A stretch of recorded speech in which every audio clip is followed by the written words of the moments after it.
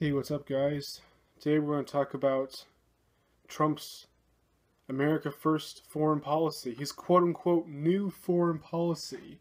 And we're going to see why it really isn't so new, and really it's like literally the same shit that we've been doing for decades, and it's not going to change anything. It's going to continue to make things worse around the world, as the previous presidents have already done a stunning job in doing so.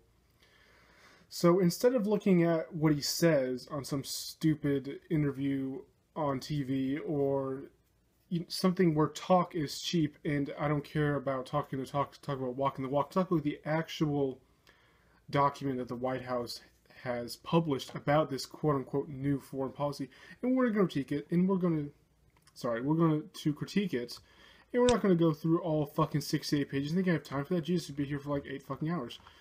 We're just going to go through some parts until I start repeating myself, and then you'll get the point. So let's start, shall we? My fellow Americans, it is a day that will live in infamy. Oh, it's the wrong one. Sorry. The Canadians have bombed the Baldwins. Sorry, that's the wrong one too. Sorry, cheap jokes. That's what you're going to get. My fellow Americans. The American people elected me to make America great again. Okay, well,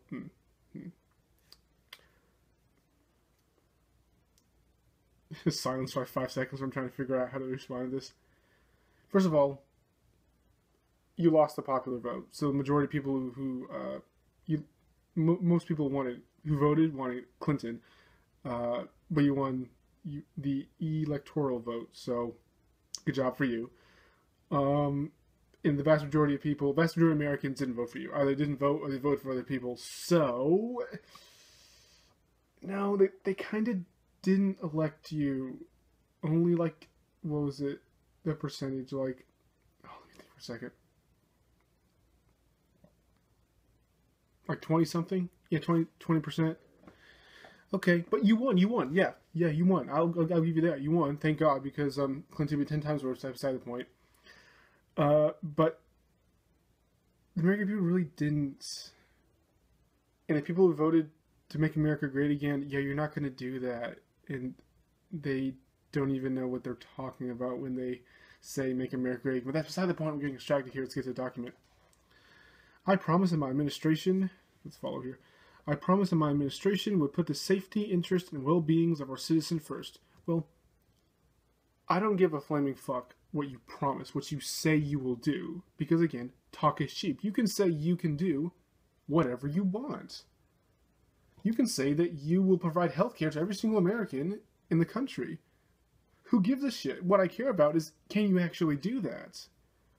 Shit like that. Like, I literally do not care what any politician has to say about anything.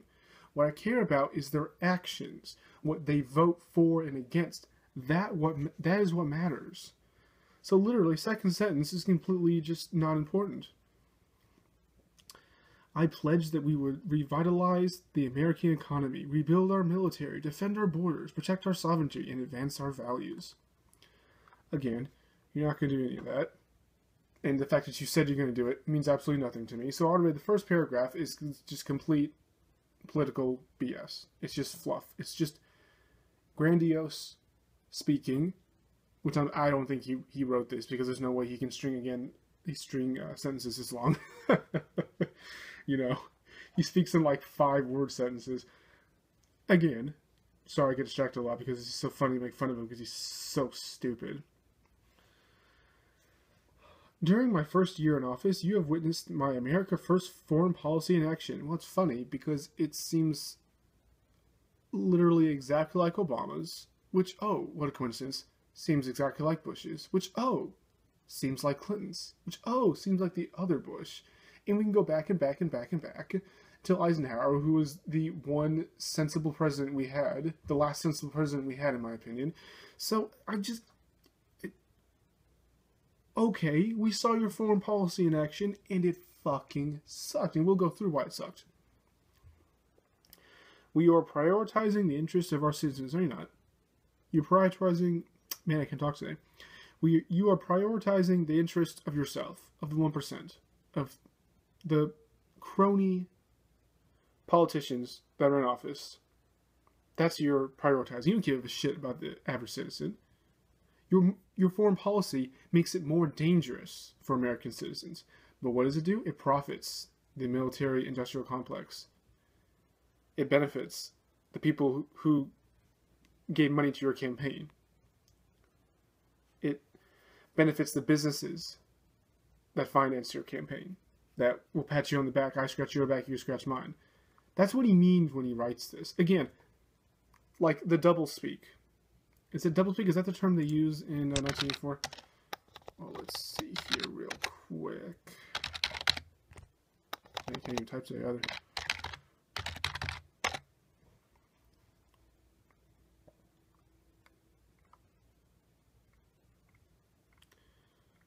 Looks like it was in 1984, but yeah, it explains that article. I'll leave a link to this one.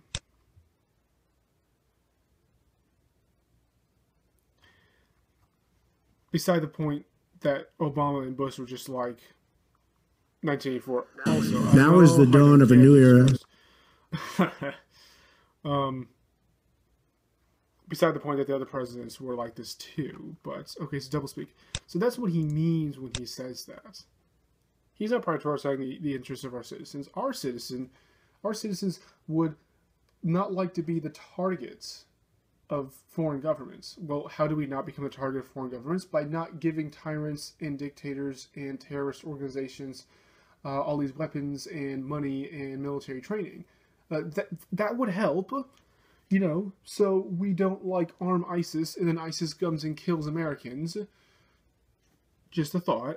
I know that's like crazy talk in 2017, but how about we not do that? How about we not give billions of dollars of military aid and military sales to Saudi Arabia, who has the Wahhabi mosque that teach people to hate Americans to kill them? Maybe we shouldn't finance the government that keeps those mosques open. Maybe. I mean, that would be too logical for the America First foreign policy. Now, would it? That would actually be prioritizing the interests of our citizens. Oh, he doesn't give a shit because odds are him or his stupid little family won't be the victims of a terrorist attack. Some poor people like in Orlando, for example, will be of an ISIS terrorist attack. That's why he doesn't give a shit. Okay, so we spend a lot of time on that one thing. In protecting our sovereign rights as a nation. I mean, as a nation, we're still existing, so I guess, okay, I'll give you that one. That's okay. America is leading again in the world stage. No, we're not. What are they putting in those 12 Diet Cokes that he drinks every day? Apparently it's some good shit, because in order to say that, you must be on some good shit. We are the laughingstock of the world right now. We're not leading in anything. You know, there was a international council on ending the war in Syria with Russia and the Syrian government, whatever. I guess he wasn't there. The notable world actually wasn't there. The U.S. wasn't invited there at all. Why? Because we fucked up Syria. And to unfuck Syria, we don't need to be a part of it because all we do is fuck shit up. No, we're the laughing stock of the world. We're not leading anything in the world state. The world's leaders want nothing to do with us. They are plotting their own course and doing their own thing. Various countries around the world. And no, they do not look to us as the leader. Actually, they haven't. Now, side note, they never thought we were the leader. We were just the biggest asshole with the biggest military who pointed guns at everyone else that you're going to do this shit or we're going to fucking murder you. So, you don't look to the class bully as the leader of the classroom just because he can make other people do what he wants. But again, I could digress so much here. I could spend literally hours if I went through this whole document digressing every single tiny little sentence and explaining why it's complete bullshit. It's complete doublespeak. We are not hiding from the challenges we face. We are confronting them head on and pursuing opportunities to promote the security and prosperity of all Americans. Okay, we'll continue because there's something explicitly wrong with this sentence. United States faces an extraordinarily dangerous world. Yeah, the dangerous world that we created by suppressing democratic movements, by suppressing people's human rights, by giving money and weapons to countries who do that also. Giving money to terrorist organizations, you know. Yeah, you talk about this extraordinary, dangerous world. Guess why ISIS exists? Oh, we made them. Oh, that was like a byproduct of our foreign policy. Oh, my bad. Just one example. Filled with a wide range of threats that we have intensified in recent years. Wait, is he admitting? Oh, they have intensified. Okay. When I came into office, rogue regimes were developing nuclear weapons and missiles to threaten the entire planet. And they still are. You haven't changed that. I mean, North Korea has had nuclear weapons for years now. They had them when Bush was president, the last Republican president, so didn't fix that problem. Iran's still trying to develop a nuclear weapon, but they've been trying to do that for like 30 fucking years because they're so fucking retarded they can't fucking figure out how to do it. When fucking Pakistan figure out how to do it, I mean, god damn, you have to be so stupid that you can't figure out what Pakistan figured out. Wow, retard alert. Okay, anyway. Radical Islamic terror groups were flourishing, and they still are. Terrorists have taken over vast swaths of the Middle East, and they still are. I mean, if you define terrorism as killing people for political purposes, then, oh, let's take a look at my globe here. Oh, that happens in Egypt, which we finance their government, give them military weapons and military training. So, we do that. We train Islamic terrorists, which people say that the Egyptian government is not Islamic. Listen to them talk. Filled with religious texts and religious phrases. So yes, they are radical Islamic terrorists. Oh, we finance them. Oh, no, my bad. Jordan, oh, they do the same thing. Oh, they use religion to oppress people's human rights and kill people and torture them. Oh, yeah, we give them a lot of money too. Iraqi government, yep, same thing. ISIS, yep, same thing. Ooh, sorry, maybe, yep, you would do that. Ooh, it's like we're doing the thing that he's complaining about, like terrorists taking over vast swaths of the Middle East. I'm looking at the globe here, and we financed most of that. Oh, whoops. Rival powers were aggressively undermining American interests across the globe. At home, porous borders and unenforced immigration laws had created a host of vulnerabilities. And that's actually one of the few things I agree with Trump with. I like the fact that he has accelerated deportations of illegal immigrants. It's actually a good thing. He's done that, and I actually want him to build a wall. That's actually, again, another good thing. Every nation has the right to defend its own borders against criminals and people who break the law. But the fact that it's been almost a year now and he hasn't built a wall yet, it's not that fucking hard to build a wall. We have something called technology, and you don't have to build it by hand like the Chinese built the Great Wall by hand. We can do it a lot faster, so I don't know what you're like twiddling your thumbs about, but go ahead and do that. So I agree with him in that sentence, yeah. The immigration situation under Obama was complete fucking hell. It still is complete fucking hell because of the whole sanctuary cities problem, which I don't know why he doesn't just go in there and just arrest all those politicians for breaking the law and just, like, he has the power to do that. I don't know why he doesn't. That's beside the point. He doesn't like solving problems because it takes effort and draws him away from his 12 Diet Cokes a day and watching 8 hours TV. Oh, but I digress. Again. Criminal cartels are bringing drugs and danger into our communities. Still are. I guess you can say he's sort of fixing the problem because he's deporting a lot more people. But the cartels are still doing that. Unfair trade practices have weakened our economy and exported our jobs overseas. And yet you have a lot of businesses overseas anyway. Your business itself exports jobs overseas that Americans can't get and then foreigners have. So it's okay when you do it, but it's not okay when other people do it? Okay, whatever. Unfair burdens sharing with our allies, blah, blah, blah. Okay, that's right. Too many Americans have lost trust in our government, faith in our future, and confidence in our values. Well, it's funny you talk about too many Americans lost trust in our government, because ever since you came into power, more than ever, Americans don't trust our government. So you kind of contribute to that problem here. You see a pattern with all these sentences that he's writing throughout this. This just is the first fucking page. I'm telling you, we could be here forever. But we're not, because I don't have battery power for that. Almost every single problem he listed, except the immigration situation and unfair trade agreements, which he didn't cause. All the other problems he listed, he is causing. He is actively doing actions that contribute to that problem. Do you see the doublespeak? He's complaining about something that he's doing because he doesn't actually care about solving the problem. Otherwise, he would stop the actions to the actions that are contributing to the problem. That would be the easy way. If you see this person, I don't know, sawing his own leg off and then complaining that his leg is being sawed, the obvious thing you would say to him is, how about you stop doing that? This is the same situation here. He's doing all these things that contribute to all these problems. Then he's complaining about it in this stupid document. And then I'm sitting here like, why do you, if you actually care about the issues, then why don't you stop doing those actions? But the thing is, he doesn't care about these issues, where he doesn't stop. Nearly 1 year later, although serious challenges remain, we are charting a new and very different course. Well, that's funny because new and different course looks like exactly the same. Okay, so let's see how similar Trump's foreign policy is to Obama. Still giving military sales and military training and military aid and foreign aid and all the above to terrorist regimes, tyrants, dictators, oligarchies, apartheid states. You're still doing that? Yep. Oh, okay, yeah, he's still doing that. Obama did that, Bush did it. Okay, so that's the same.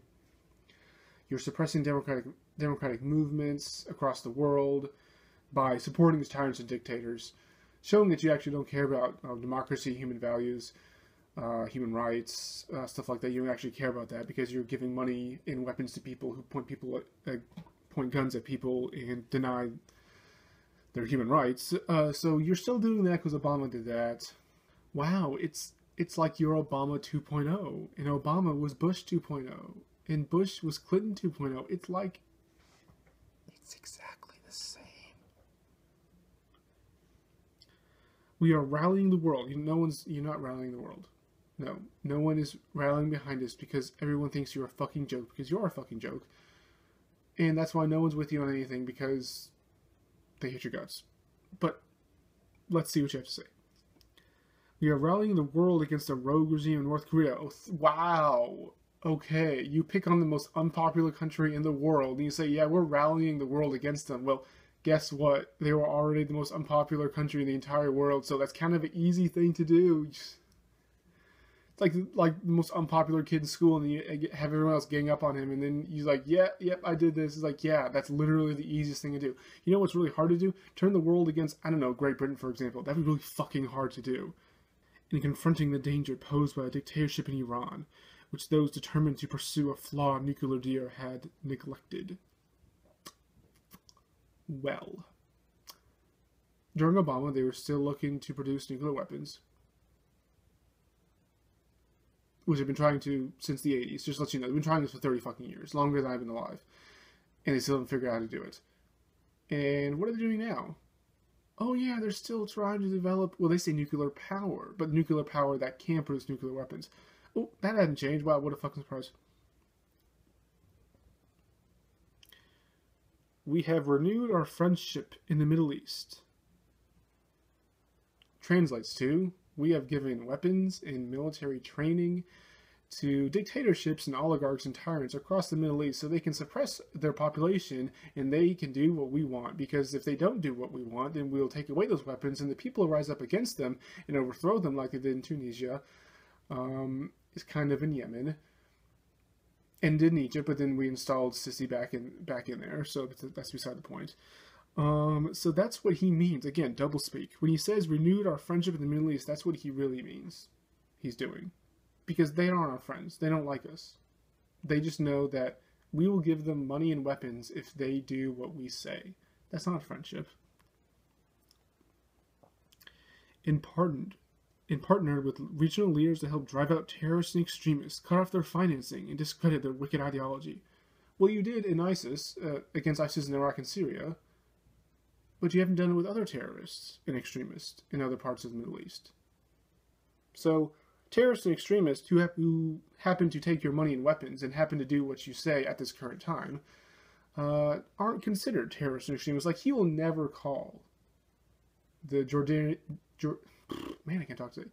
the Jordanian dictatorship, he'll never call that a extremist ideology, even though by nature a dictatorship is very extreme. He will never call them out for their extremist. or their denial of human rights to the Jordanian population, or the fact that they kidnap people in dead of night and torture them in false confessions and execute them in the name of combating terrorism. He'll never do that. So he lets some terrorists and extremists, he gives them a pass. Other extremists, like ISIS, he goes after. Well, the problem with that is, 80s, Afghanistan, the Taliban were extremists, but they were willing to fight the Russians. So Ronald Reagan was friends with them. Oh, and that blowback caused 9/11. Oh, that's what happens when you're buddies with terrorists and extremists who happen to agree with you at this certain time for this specific purpose. And then whenever they see the opportunity, they will backstab you. And I've proven, 9/11 proves that policy doesn't work, and yet you're continuing to do that. We crushed ISIS terrorists in the battlefield of Syria and Iraq. Well, to give him credit, he did. ISIS in Iraq and Syria have got their asses whooped by the military since he took office. So I'll give credit when it's due. It will continue pursuing them till destroyed. America's allies now contributing more to our common defense, strengthening even the most strongest alliance. We also continue to make it clear the United States will no longer tolerate economic aggression of unfair trading practices. That's about all the battery life I have. So in like 20 minutes, we have gone through 1, 2, 3, 4 paragraphs of a 60-page document.